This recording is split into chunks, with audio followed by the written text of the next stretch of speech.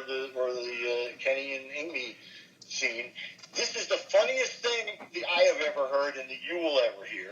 And I didn't write any of it. Jim and Gary were the funniest thing I had ever heard, and I had trouble not laughing during this. And the one qualification, the chimpanzee does curse. The chimpanzee one time said, does it Robert De Niro, throws the F-bomb in. Just once, if you listen carefully. But maybe I shouldn't have said that because it's very hard to hear. But if you listen carefully, the chimpanzee one time says a bad word, according to the FCC. Okay, well, we're playing Chippy now. Okay.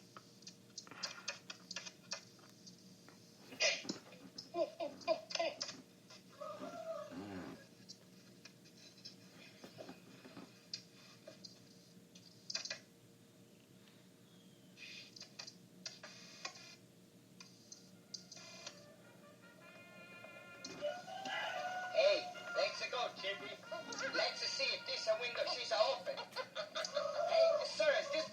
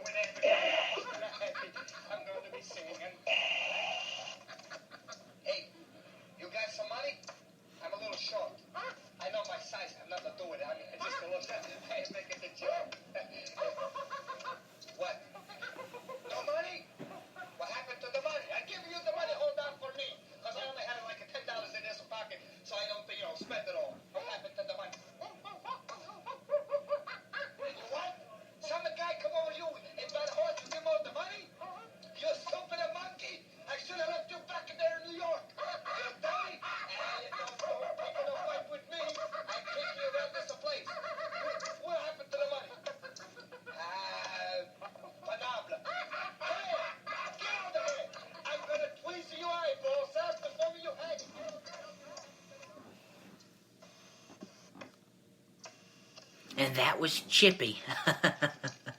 Pretty funny, eh? Oh, yeah. I think that's cool. But don't forget, that was considered old-fashioned type comedy even in 1978 or 9 or whatever that is when we did that.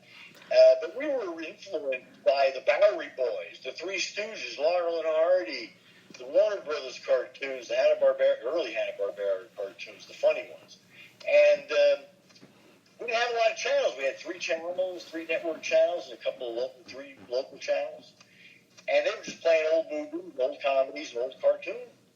And we absorbed this all. Then Monty Python and Saturday Night Live and Fireside Theater and all these things started happening too. And the Beatles, great influence on me, the Beatles, actually, in terms of the growth of just a few short years from I Want to Hold Your Hand to A Day in the Life. Please. That's some fast, creative growing, from just going rank-a-tink-a-tink-a-tink to wow. So I, as a young man went, hey, I could do wow too, even if no one even notices. I don't have to be famous like the Beatles. All I have to do is just figure out what I like doing and do it like wow instead of. And some of my enthusiasm rubs off on people, and some of it they don't like and they bat it back like a baseball. I had a program director tell me once, because I interviewed somebody when I didn't have to, and I said, music director came over to me at a public radio station and said, you know what you are? You're an overachiever. You're making us look bad. Well, no, thank you. You mean for doing my job instead of sitting around doing nothing? And get paid to do nothing? Why would you want to do nothing? That's boring. No wonder people are depressed. They ain't doing nothing. They're just sitting around watching other people do stuff, watching sports, watching the news, watching the TV. People ask me, how come I haven't seen the latest version or reboot of this thing or whatever? How come I didn't watch that movie or go to see this play? I said, because I'm busy creating my own stuff right now. I got enough trouble trying to keep up with what I'm coming up with and spitting out. I don't need to watch every single thing that happens out there. And some people want to know why I don't even watch my own shows that I've been in, movies and stuff. I'm like, because number one, I don't need to see myself. And number two, it's a job. I look at it, but not like I'm, oh my God, that's me on TV. I can't believe it. It's like, oh yeah, that was a job. That was fun. Whatever. And then, most of the stuff I'm in on television and film is terrible in the sense that it's all about murders and negativity. And I've played fathers whose children were beaten them to death with baseball bats. Oh, and like horrible. I played aliens in makeup and costumes where I was sweating profusely and couldn't breathe or see. You do it. Yeah. But you do it. But the reason that I'm a happy person is because I make that only a small part of my life. And the big part of my life is doing whatever the heck I want. And I'm going to come. I didn't sit around for 5 years. I got cancer. My wife left me. I was hit by a car. No, you know what I did? I sat down and I wrote stories and ideas and I improv. And when I was well enough, I put them on tape and I sold them. And I already have 15 new titles out since my birthday of January 2nd. I'll have 20 titles out this year alone. And that's aside from, people hiring me to do commercials or with other things. But this is mine. Doesn't make as much money as the big movies. I make enough to let it keep happening, and it makes me happy. I can figure out how to make money off it. Yeah. Well, it may be less, but it'll be mine, and I did it myself, and I did it for myself, and to make everyone around me a little happier. Exactly. You are happy, and you have to spread happiness to others. That's what it's all about.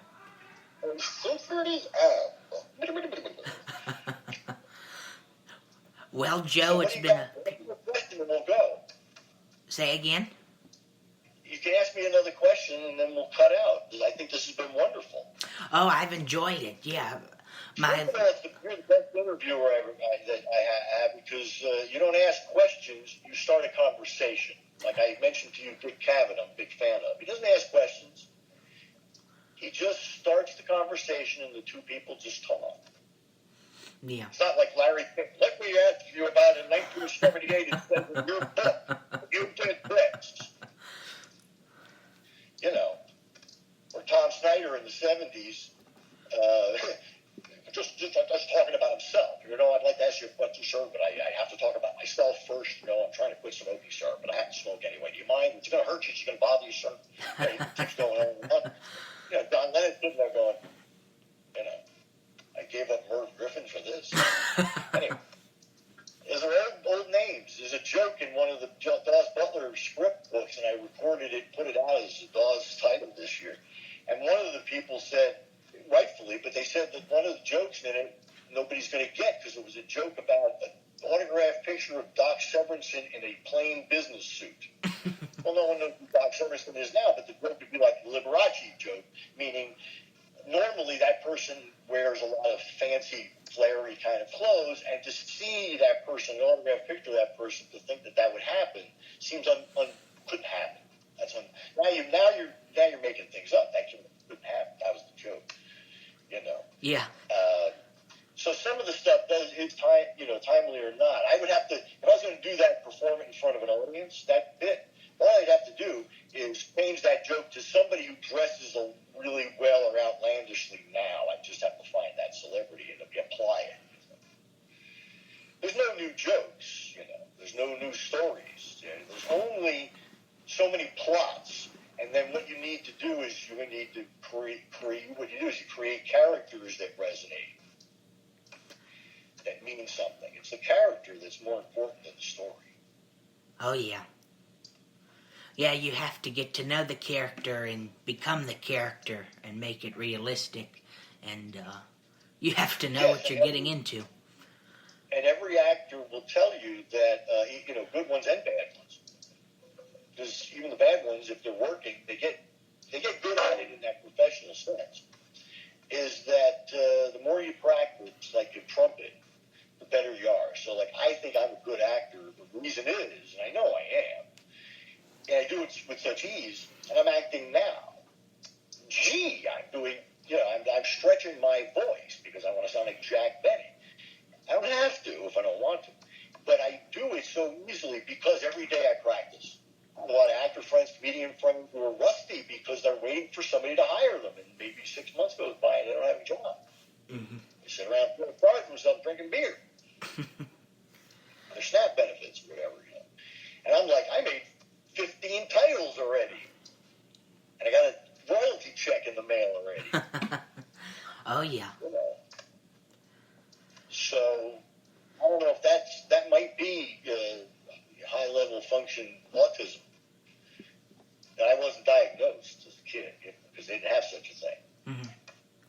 You were either smart or stupid back then. I mean, they didn't think about why you were smart or how functional you really were. You know, in my case, I would say that I suffer from what I would call social interaction disorder, mm-hmm. Which and I don't know. I just made that name up, but what it means to me is that I'm functioning at a different pace and a different level of intelligence than most people around me. They're kind of like here in their development as a human, and I'm up here. And I think that people that have these differences are actually like the evolution. You and I have evolved beyond the gorillas around us. So it's a superpower. Think of yourself as a superhero, man. Oh, yeah, absolutely.